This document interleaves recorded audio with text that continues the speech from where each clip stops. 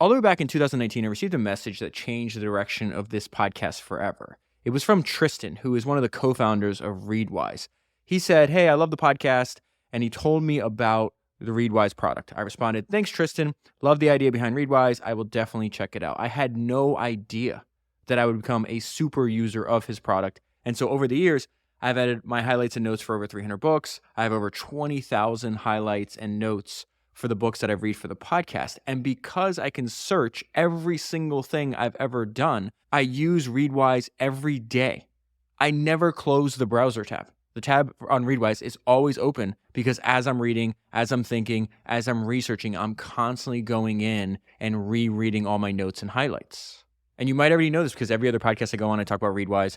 I tweet about it. I post about it constantly. I've been saying for years, it is the best app that I pay for.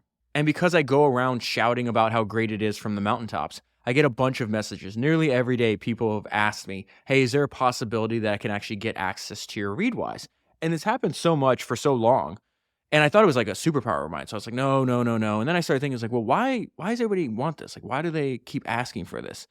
And I thought about it. It's like, well, if you think about this, it's like, has anybody else in the world read this many biographies of history's greatest entrepreneurs, obsessively taken notes on it, obsessively highlighted it? And I was like, oh, they want access because it's the world's most valuable notebook for founders. And I think people understood that instinctively. In fact, there's a line in Poor Charlie's Almanac that said that there's answers worth billions of dollars in a $30 history book. And I think that's the case for my notebook as well. So a few months ago, I went to the founders of Readwise, Tristan and Daniel, and I asked, hey, is there a way we can build a product together that actually mirrors what I see? I want a way for people that want to subscribe to my notes and highlights to see exactly what I see. They can search by book. They can search by keyword. They can get access to the highlights feed, which is essentially what I call a smart Twitter feed. It is a feed of short little highlights and notes from all different books on one page. And I also wanted people to see all the highlights that I've actually favorited. So far, I've favorited 839 highlights. And so that's exactly what we built together. You can find it at foundersnotes.com. I will also leave the link down below in the show notes. And because this is brand new, it's actually half the price of what it's eventually going to be. There's not even a landing page. You just go to foundersnotes.com, sign up and subscribe, and then you get immediate access. And it's important to note that I made this for founders already running successful companies. I think that's who's going to get the most value out of it. Those are also usually the most committed people. There is no monthly option. You can only subscribe for a year. It is only made for the already committed. And these kind of founders, and I include myself in there, they just want the best way to reference the thoughts and ideas of history's greatest founders, and then they'll figure out how to apply what they're learning directly to their company. So if this is you, I encourage you to test it out for a year. You'll have access to the world's most valuable notebook for founders, and I think the value you'll receive, because the value I've gotten out of it has been incredible. And I think that'll be the same case for you. If you wind up subscribing, make sure you keep it, once you're in, make sure you just keep it in your browser. This is how I use it. The tab is always open on my computer. I'm referencing it dozens of times a day. It is a product I can get behind fully because I use it every day. You're literally seeing what I see. So if this sounds interesting to you and you want to get access, go to foundersnotes.com. There are some kinds of work that you can't do well without thinking differently from your peers. Your ideas have to be both correct and novel. You see this pattern with startup founders. You don't want to start a startup to do something that everyone agrees is a good idea, or there will already be other companies doing it. You have to do something that sounds to most other people like a bad idea, but that you know isn't. Like writing software for a tiny computer used by a few thousand hobbyists, or starting a site to let people rent airbeds on strangers' floors. He's referencing Microsoft and Airbnb there. Do you want to do the kind of work where you can only win by thinking differently from everyone else? Independent-mindedness seems to be more a matter of nature than nurture, which means if you pick the wrong type of work, you're going to be unhappy. If you're naturally independent-minded, you're going to find it frustrating to be a middle manager. And if you're naturally conventional-minded, you're going to be sailing into a headwind if you try to do original research. One difficulty here is that people are often mistaken about where they fall on the spectrum from conventional to independent-minded. Conventional-minded people don't like to think of themselves as conventional-minded. It genuinely feels to them as if they make up their own minds about everything. It's just a coincidence that their beliefs are identical to their peers. And the independent-minded, meanwhile, are often unaware how different their ideas are from conventional ones, at least till they state them publicly. Can you make yourself more independent-minded? I think so. It matters a lot who you surround yourself with. If you surround yourself with independent-minded people, hearing other people say surprising things will encourage you to, and to think of more. The independent-minded find it uncomfortable to be surrounded by conventional-minded people.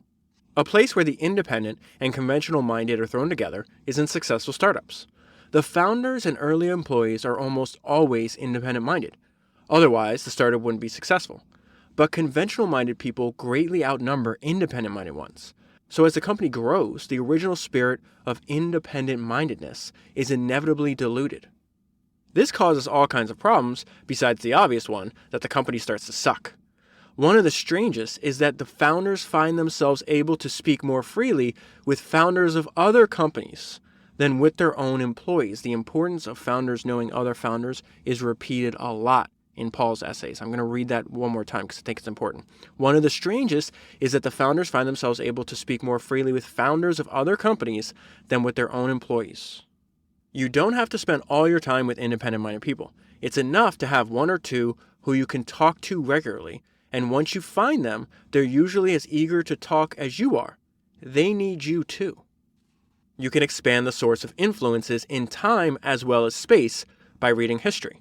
When I read history, I do it not just to learn what happened, but to try to get inside the heads of people who lived in the past. How did things look to them? This is why I say every entrepreneur needs a library. It's a tool for entrepreneurs. Back to his idea about how to make yourself more independent-minded. More generally, your goal should be not to let anything into your head unexamined. And things don't always enter your head in the form of statements.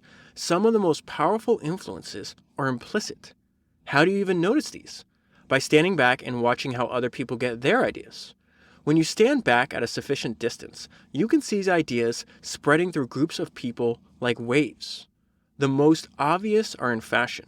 You notice a few people wearing a certain kind of shirt, and then more and more and more until half the people around you are wearing the same shirt. There are intellectual fashions too, and you definitely don't want to participate in those, because unfashionable ideas are disproportionate. Oh my God, this is so good.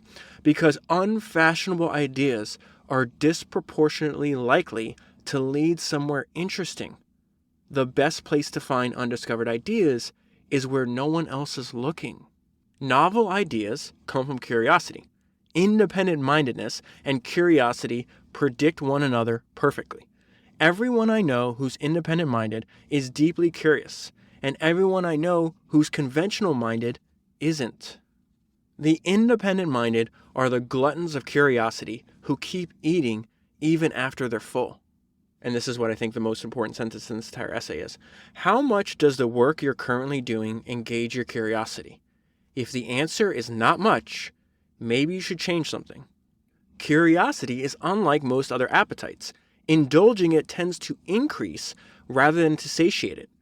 Questions lead to more questions. So perhaps curiosity is the compass. Perhaps if your goal is to discover novel ideas, your motto should not be do what you love so much as do what you're curious about. That is an excerpt from Paul Graham's excellent essay, How to Think for Yourself.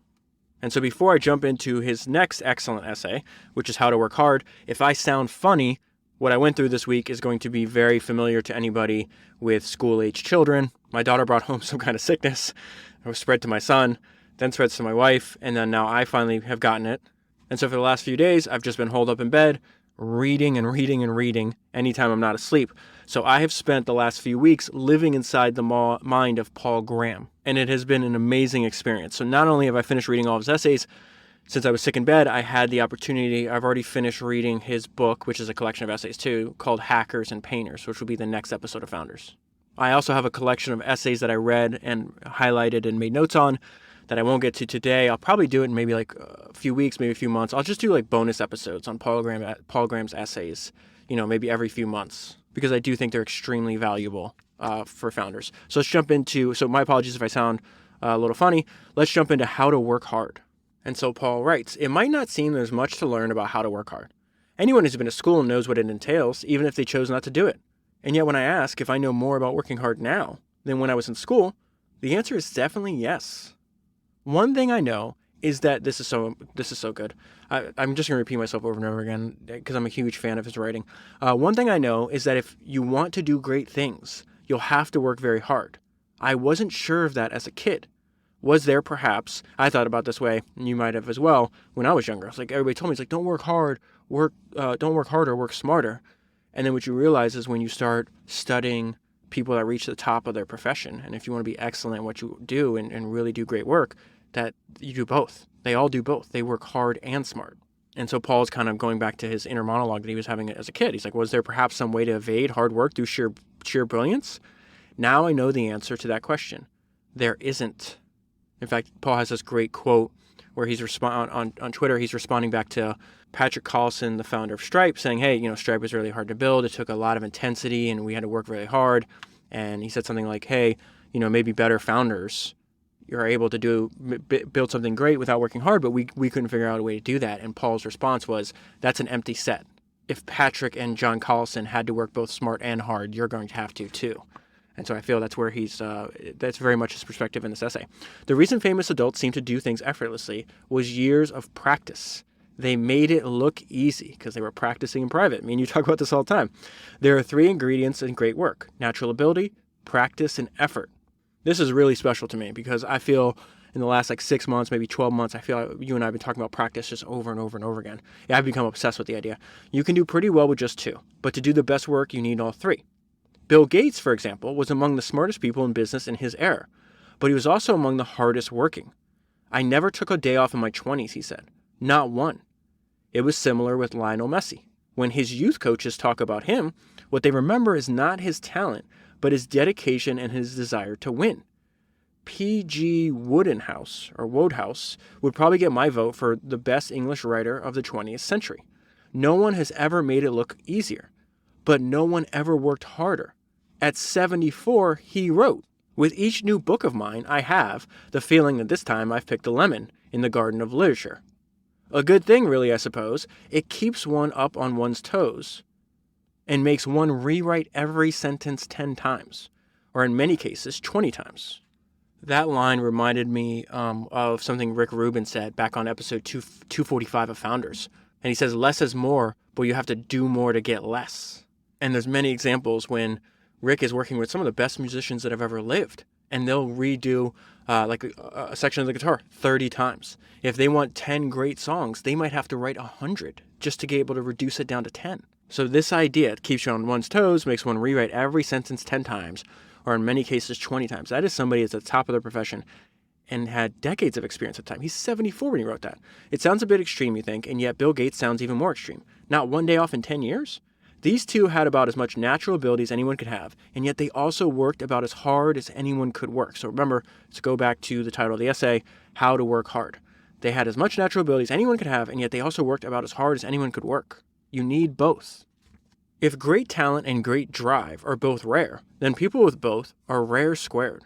And since you can't really change how much natural talent you have, in practice doing great work, insofar as you can, reduces to working very hard. What I've learned since I was a kid is how to work towards goals this is really the description of the founder's journey, right? He's saying you have to work towards goals that are neither clearly defined nor externally imposed. You'll probably have to learn both if you want to do really great things.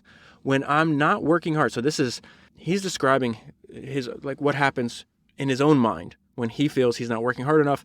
I wrote, this is a gift and a curse. I feel like this a lot. I highly suspect you do as well. When I'm not working hard, alarm bells go off. I can't be sure I'm getting anywhere when I'm working hard, but I can be sure I'm getting nowhere when I'm not, and it feels awful. The reason it's a gift and a curse is because you have this fire in the belly, this internal drive, but you can't really turn it off. And in some cases, my own inner monologue, I've told you before, sounds a lot like David Goggins' book, You Can't Hurt Me. And I also don't think that's healthy either. I think you have to moderate it because you can be extremely, I guess there's no other word, you can just be extremely mean to yourself. Like most little kids, I enjoyed the feeling of achievement when I learned or did something new. As I grew older, this morphed into a feeling of disgust. See, I know exactly what he's talking about. As I grew older, this morphed into a feeling of disgust when I wasn't achieving anything. The one precisely dateable landmark I have is when I stopped watching TV at age 13. He's going to talk about, he got serious about his work at 13. He's going to talk about something Patrick Collison told him, the founder of Stripe. I'm going to leave a link in the show notes. I think you should read it. You can just Google it if you want. It's called Aliens, Jedi, and Cults. It is a way to think about people that build usually incredible companies or even incredible movements. Paul is an alien.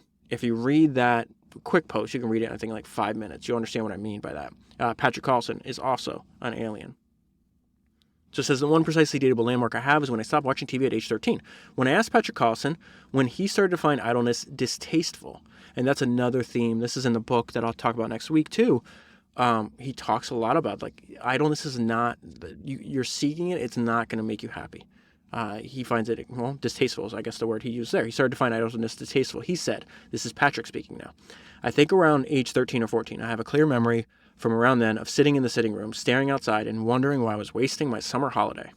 Back to Paul. Strangely enough, the biggest obstacle to getting serious about work was probably school, which made work, or what they called work, seem boring and pointless. I talked about this, referenced, I feel, his best essay on this on last week's podcast. Obviously, this is part 2. You don't really have to listen to them in order if you don't want to, but I would listen to them. I listened to all 3 of them. You can pick the order. Probably makes sense to go in order. But anyways, that essay is How to Do What You Love. Talks a lot about this. The problem is we're confusing kids that they automatically associate work with something, I have to do, I'm not supposed to like it, and let me just get it over with, and that way I can then go and do the play part of my day or do what I want to do.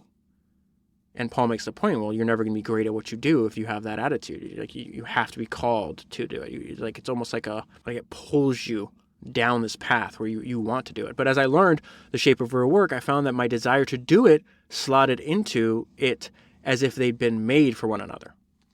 And so that's what he's going to refer from here on in as a real work that you actually want to do. Once you know the shape of real work, you have to learn how many hours a day to spend on it. You can't solve this problem by simply working every waking hour, because in many kinds of work, there's a point beyond which the quality of the result will start to decline. This is very fascinating. He talks about the different limits that he's experienced in his own life. I've done several different kinds of work, and the limits were different for each. My limit for the harder types of writing or programming is about 5 hours a day. Whereas when I was running a startup, I could work all the time. So same thing for me. It's impossible. Like when I hear Warren Buffett say he can read 500 or 600 pages a day, there's no way I could read 500 or 600 pages a day. For me, it's, 3 to 4 hours at the very most of a book a day. So it's kind of very similar to what he's finding when he's programming. He says, hey, my limit for programming is about 5 hours a day. Whereas when I was running a startup, I could work all the time.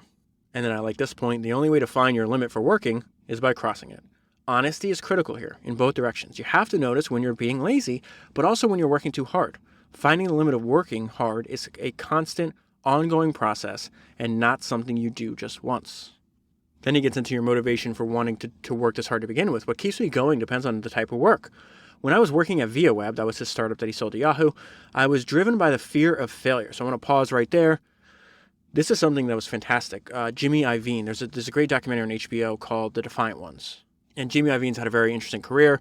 Record producer, founder, winds up selling the company he co-owned with Dr. Dre to Apple for billions and billions of dollars.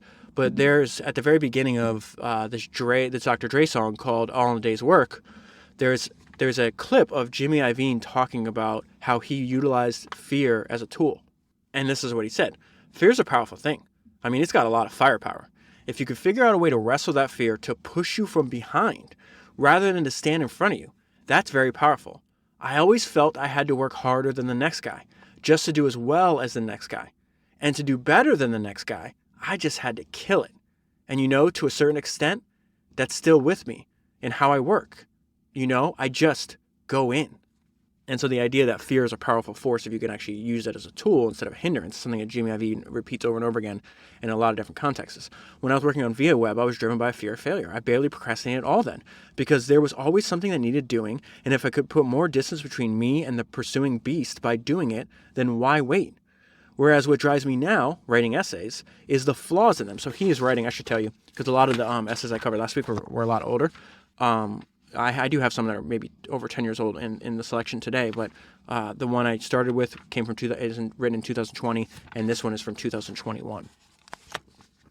So let's go back to this. Whereas what drives me now writing essays is the flaws in them. Between essays, I fuss for a few days like a dog, circling while it decides exactly where to lie down. But once I get started on one, I don't have to push myself to work because there's always some error or omission that is already pushing me. And then this next part is just absolutely excellence. I think that is very common with high achievers or people that want to be high achievers. Is this weird thing where you're almost more afraid of losing than you are. Like the pain of losing is almost greater than the thrill of winning. This part is excellent. Many problems have a hard core at the center, surrounded by easier stuff at the edges. Working hard means aiming towards the center to the extent that you can. So again, many problems, hard core at the center, surrounded by easier stuff at the edges. Of course, I think you know where he's going with this. Most people are just going to nibble on the easy part, right? But you make the big jumps and the big progress by aiming towards the center. Working hard means aiming towards the center to the extent that you can. Some days you may not be able to. Some days you'll only be able to work on the easier peripheral stuff. But you should always be aiming as close to the center as you can without stalling. That is an absolutely excellent. Couple paragraphs later, I just keep repeating, in the margins, excellent.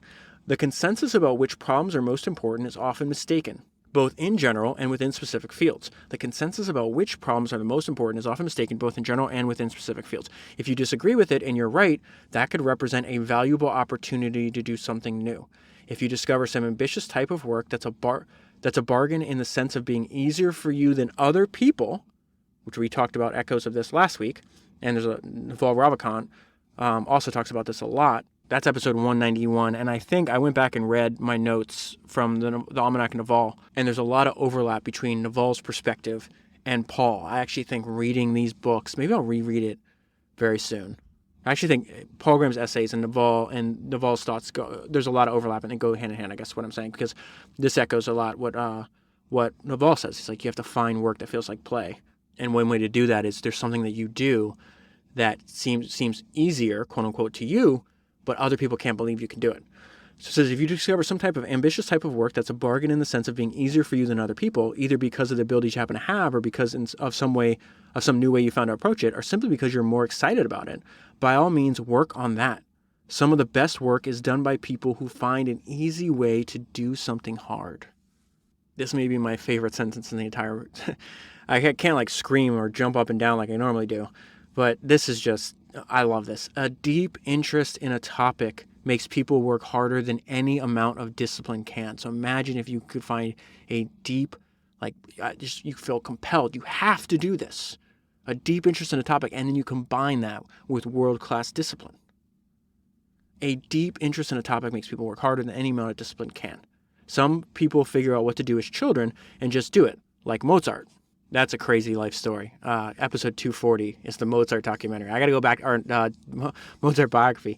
I'm going to have to read more books on him because I think he starts doing it, 3 years old, if I remember correctly? Some people figure out what to do as children, just do it, like Mozart. But others, like Newton, turn restlessly from one kind of work to another. And so obviously, I think Paul makes the point in this essay, and if he doesn't, I'm sure he would agree with it, way more common for you to have a path like Newton than it is for people to have a path like Mozart. Along with measuring both how hard you're working and how well you're doing, you have to think about whether you should keep working in this field or switch to another. If you're working hard but not getting good enough results, you should switch.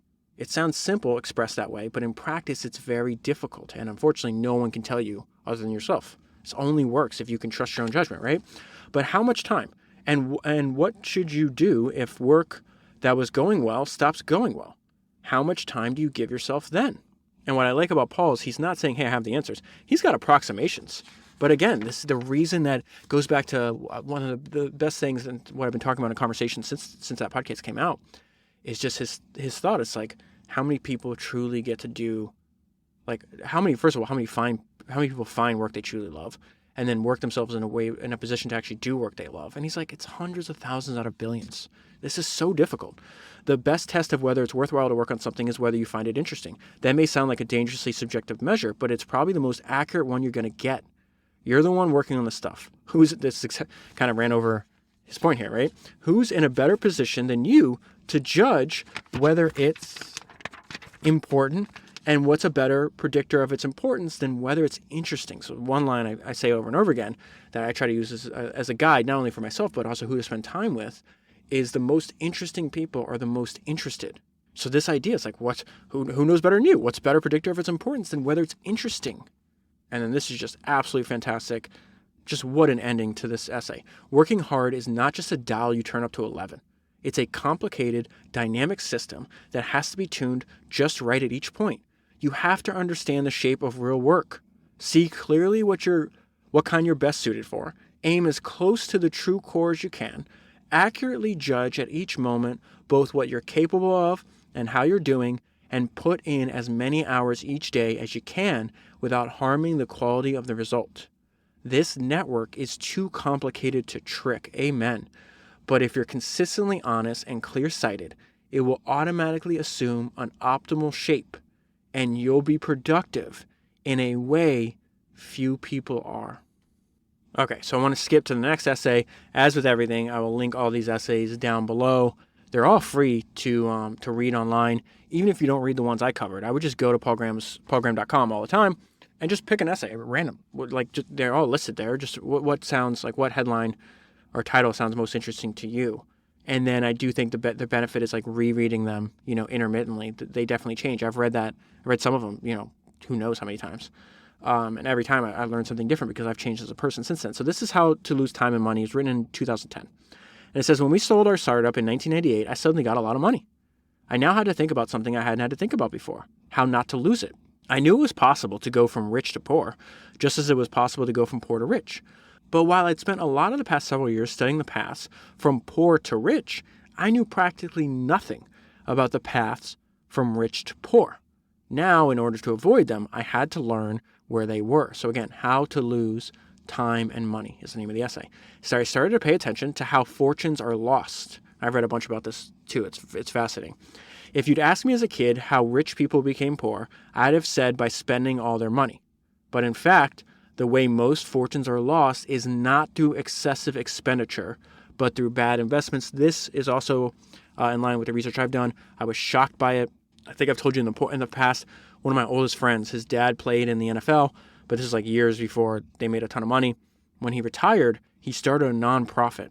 And that nonprofit was the fact that, 90-something% of them wind up claiming bankruptcy. And I think now they've expanded way past, just this one form and to other sports and everything. And this has been going on for quite a while, decades. But I'll never forget, and this is probably, 10 or 15 years ago when I learned this, but they said the same thing. It's like, they don't go, you're thinking they're going poor because they're buying Ferraris. It's like, no, they gave their idiot cousin $250,000 to start a restaurant that tanked. It's all these investments. It's like, here, I'll give you $50,000 for this, and it just goes up in smoke. So let's go back to that. In fact, the way most fortunes are lost is not through excessive expenditure, but through bad investments. It's hard to spend a fortune without noticing. Whereas if you start trading derivatives, you can lose $1 million or as much as you want in the blink of an eye. And he makes the point why this is so difficult because in most people's minds, if you're spending, a bunch of money, there's like alarms that go off. It's like, well, I spent way too much money on luxuries or stuff I don't actually need.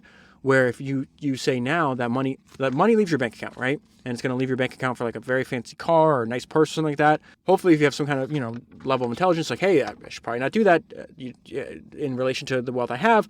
But the point Paul makes here is that when you reframe the money leaving your bank account as an investment, it bypasses these alarms, even if a lot of these investments are going to go to zero. Investing bypasses these alarms. You're not spending the money. You're just moving it from one asset to another. And this part made me laugh. He says, which is why people trying to sell you expensive things say, quote, it's an investment. And so this part I absolutely love. A few days ago, I realized something surprising.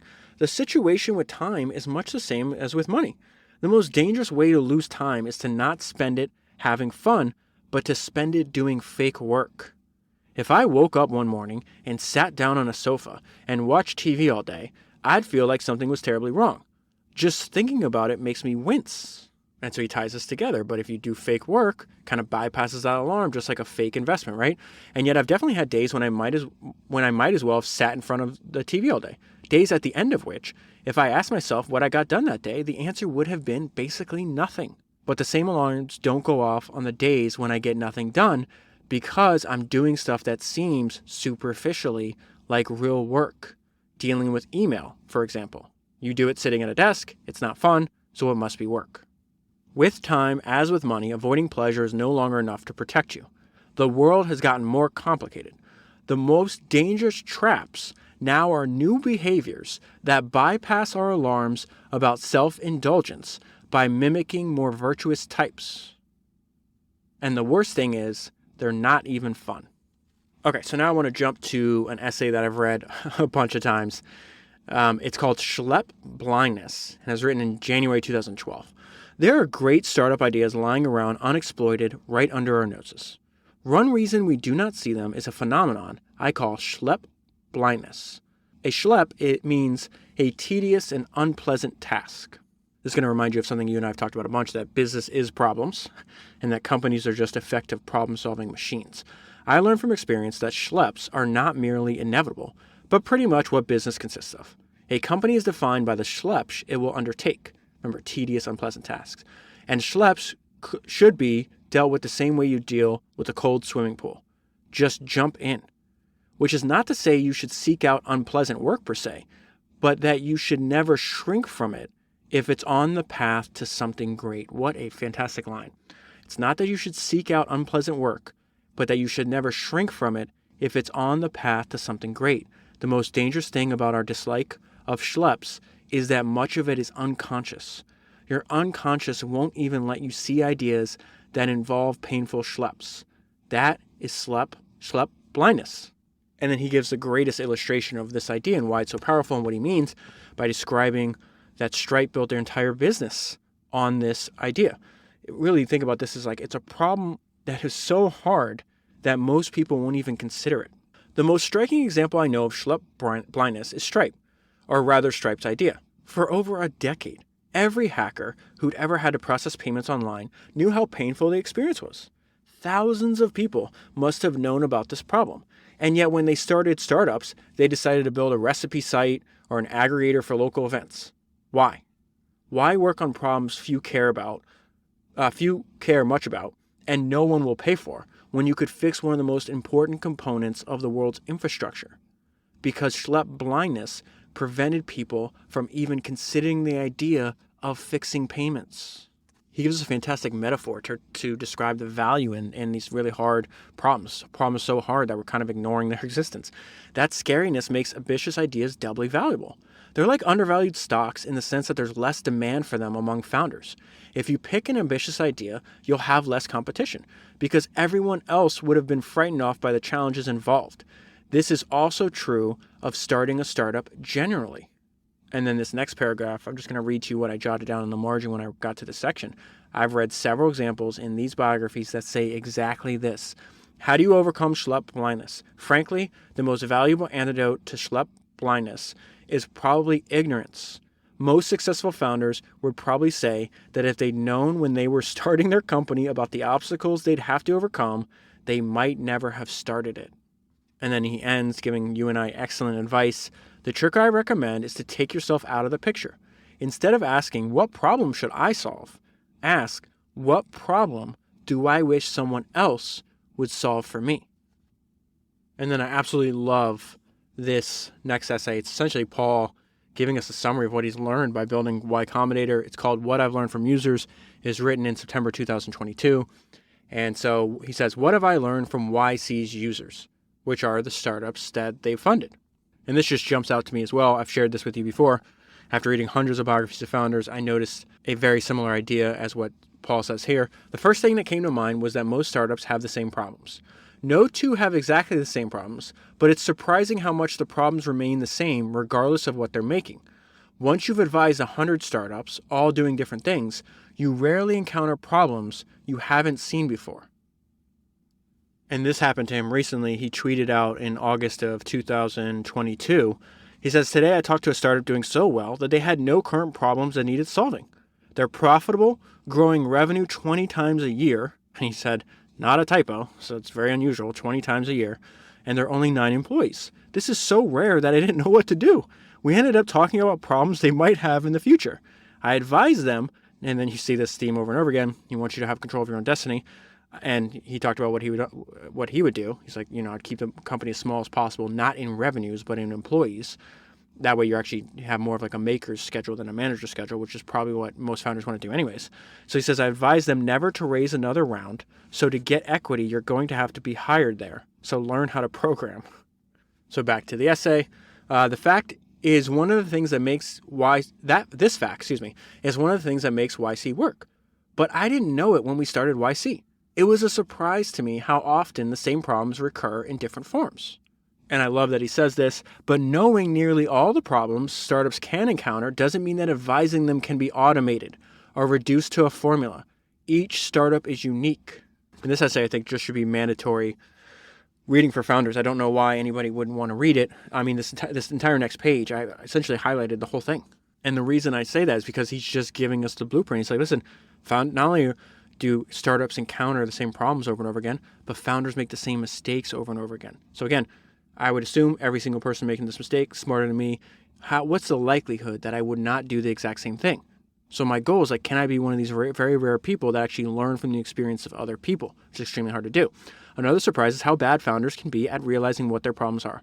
Founders will sometimes come in to talk about some problem, and we will discover another much bigger one in the course of the conversation.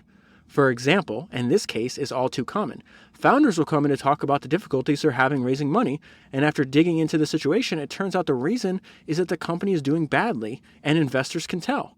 Or founders will come in worried that they still haven't cracked the problem of user acquisition, and the reason turns out to be that their product isn't good enough. There have been times when I've asked, would you use this yourself if you hadn't built it? And the founders, on thinking about it, said no. Well, there's the reason you're having trouble getting users. And so this is where we have a massive advantage. You and I have a massive advantage because you get to experience this because I have this giant database of all these different highlights and notes from, hundreds of biographies. And so when I get to this section, he's just like, this is beautiful, what he said. Would you use this if you hadn't built it? And the founders, after thinking about it, say no. Well, there's a reason you're having trouble getting users. And I just reread this highlight 2 days ago. And it's Steve Jobs talking about where he comes up with his product ideas. And he's like, it's not about pop culture. It's not about you fooling people. And it's not about convincing people that they want something they don't. We figure out what we want. And once you do that, the second part, he says, I think we're pretty good at having the right discipline to think through whether a lot of people are going to want it too. Same idea that Jobs talked about he uses in his own career is what Paul is advising the founders that he's talking to do the same thing. You've made a giant mistake. Often founders know what their problems are, but not their relative importance. They'll come in to talk about 3 problems they're worrying about. One is of moderate importance, one doesn't matter at all, and one will kill the company if it isn't addressed immediately. It's like watching one of those horror movies where the heroine is deeply upset that her boyfriend cheated on her and only mildly curious about the door that's mysteriously ajar. You want to say, never mind about your boyfriend, think about the door. The YC partners can warn them where the murderers are. Not that founders listen. That was another big surprise. So this is why I say, I just think founders should be reading this essay. Not that founders listen. That was another big surprise. So think about how much work. I mean, from Paul's perspective, he's like, that's obviously a big surprise. Like, you have to go through all these hoops. You have to put in a lot of time and effort to get accepted into YC. It's now very prestigious. I'm sure they turn away, a good percentage of the people that apply. You've had to do a bunch of things to even get to this point to where you're actually talking to the partners at this organization that you applied to that you think is going to greatly improve the odds of your company's success, right? Why the hell would you not listen to their advice? And so when I think of this, it's like, if I'm put in their shoes, I would probably make the same mistake that they're making. So how do I avoid it? And I think just being aware and constantly reminding yourself that, this is a common mistake. Pause, step outside yourself. What's the chance, David, you're not doing the same thing? It's very, very likely that you're doing the exact same thing. So it says, not that founders listen. This was another big surprise, how often founders don't listen to us. A couple weeks ago, I talked to a partner who had been working for YC for a couple batches and was starting to see the pattern. They come back a year later, she said, and say, we wish we listened to you. And then this is just fantastic. It took me a long time to figure out why founders don't listen. At first, I thought it was mere stubbornness. That's part of the reason, but another and probably more important reason is that so much about startups is counterintuitive. This is, I think I talked about this in the last podcast I did on Charlie Munger. I've done a bunch of them, but it's episode 221, Founders. It's a book called Damn Right. And in that book, Charlie Munger says if he was ever teaching like a finance course or a course on business, he was like, the curriculum would just be the histories of 100 companies that did something right or did something wrong. And it's a way to pierce like the counterintuitive nature of business building, right? So it says another and probably more important reason is that so much about startups is counterintuitive. And when you tell someone something counterintuitive, what it sounds to them is wrong. So the reason founders don't listen to us is that they don't believe us, at least not till experience teaches them otherwise. The reason startups are so counterintuitive is that they're so different from most people's other experiences. No one knows what it's like except those who have done it. And that is why you will know this feeling that I'm about to say if you do this. That's why when you read the autobiographies of entrepreneurs from the past, yes, they're full of good ideas, but you're going to find that experience comforting. No one knows what it's like except those who have done it. And this wound up being good for Paul and his company because he says if it weren't counterintuitive, founders wouldn't need our advice about how to do it. And so then he gives us some advice. Focus is doubly important for early stage startups because not only do they have 100 different problems, but they don't have anyone to work on them except the founders. Figure out which problems matter most and then cook up ideas for solving them. Try those ideas and measure how well they worked. If you correct course at a high enough frequency, you can be simultaneously decisive at a micro scale and tentative at a macro scale. This is going to be very similar to this idea you and I have talked about a bunch about Jeff Bezos. He has this idea about two-way doors. Like most of the decisions you're making in business are reversible. So make the decision. He's like, if it's a decision you cannot reverse, which he calls a one-way door, then you better analyze that 6 ways to Sunday. But 99% of the decisions you're going to make are reversible. And so he has that great quote, I think it's from the book Amazon Unbound, probably Founders 180 if I remember correctly, where he's like, listen, sometimes you have to aim, and then shoot. He's talking to Amazon executives about launching a new business line in Amazon. He's like, sometimes you have to aim, and then shoot. He's like, this is not one of those times. I want you to shoot, and then aim. This is very similar to what he's saying. If you course correct at a high enough frequency, you can be simultaneously decisive at a micro scale and tentative at a macro scale. The result is a somewhat winding path, but executed very rapidly, like the path of a running back takes downfield. That's one of my favorite metaphors he uses a few times in his essays. You know where you're going downfield, but you're very flexible on how you're going to get there. And including some cases you have to go backwards, right? And so then he goes to the value that Y Combinator gives to founders in this specific example. That's where a lot of YC's value lies, in helping founders get an extra increment of focus that lets them move faster. Speed defines startups. Focus enables speed. YC improves focus. I double underlined that sentence. Speed defines startups. Focus enables speed.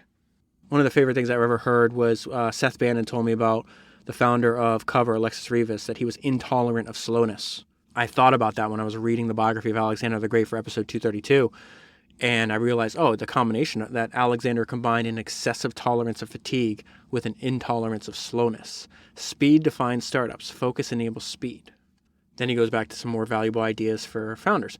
It can still be valuable for an experienced founder to do YC, just as it could still be valuable for an experienced athlete to have a coach. The other big thing YC gives founders is colleagues. And this may be even more important than the advice of partners. If you look at history, great work clusters around certain places and institutions. I've noticed the same thing in the books that I read. However good you are, good colleagues make you better. Indeed, very ambitious people probably need colleagues more than anyone else because they're so starved for them in everyday life. And Paul knew this for a long time. I see this when he's like in his 30s writing essays, way before he started YC. We were very aware of this historical phenomenon and deliberately designed YC to be one. By this point, it's not bragging to say that it's the biggest cluster of great startup founders. And then he also proves that he takes his own advice. I often tell founders to make something they themselves want, and YC is certainly that. It was designed to be exactly what we wanted when we were starting a startup.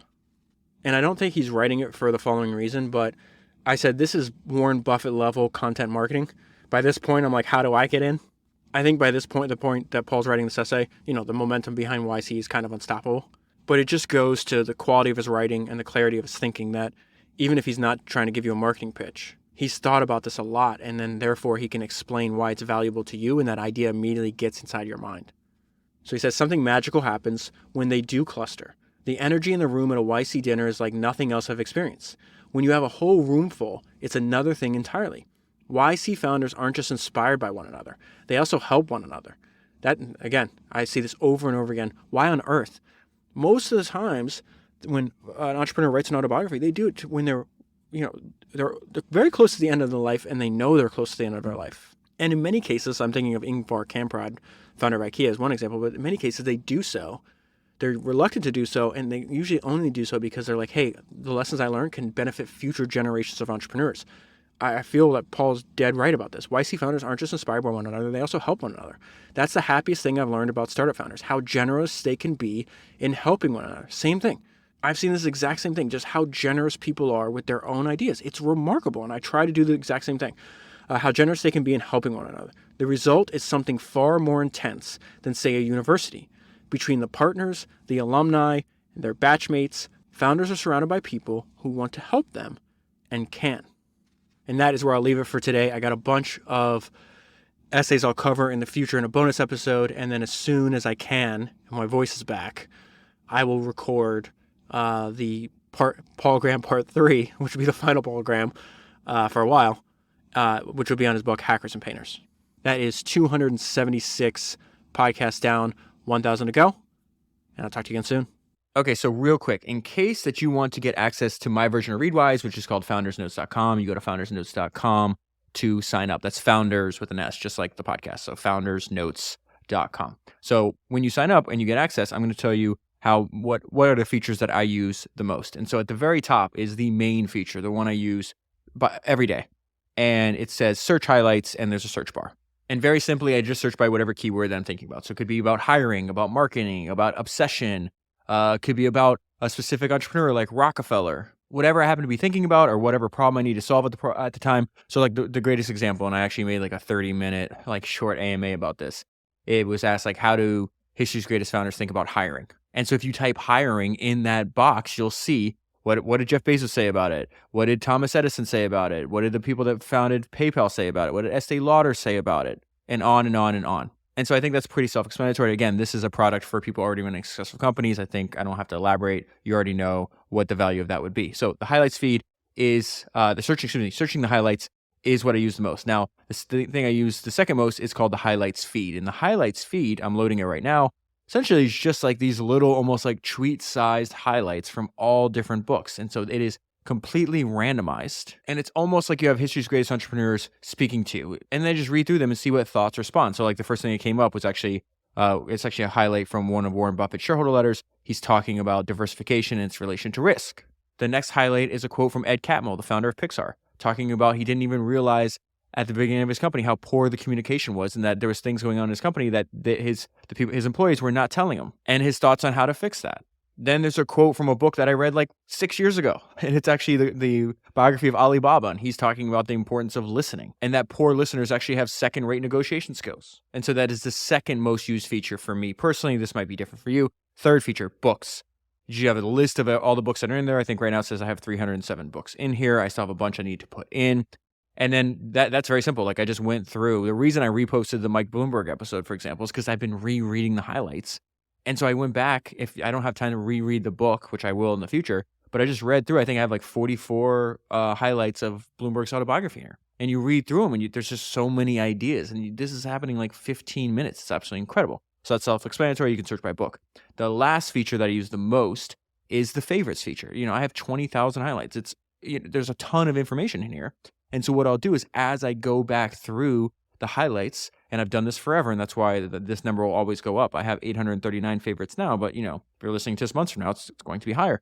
And whether it's through searching, whether it's through rereading the highlights on a specific book, or through the highlights feed, which is the random, just showing me like the random highlights that I've done. If there's something that's like, damn, that's a good one. I really want to remember that. And so I highlight it, right? Or excuse me, I favorite it. And then now that goes into the favorites feed. So then I have an even more like specialized feed of ideas and highlights from different books all on one page. So again, need to reiterate. I think if you are like me, and there's a good chance that if you're listening to this, you're like me. If you're like me, you're already running a successful company. I think it's a no-brainer. I would at least test it out for a year. There's a chance that you don't like it. I'm not going to share that opinion with you because, like I said before, I I use it every day. And I think what this is going to be good for, and what I hope to do is like for a founder to just have a browser, this notebook sitting in a browser that they can tap into anytime. I think that's going to be very valuable. And I can say that because it's been very valuable for me. So hopefully that makes sense.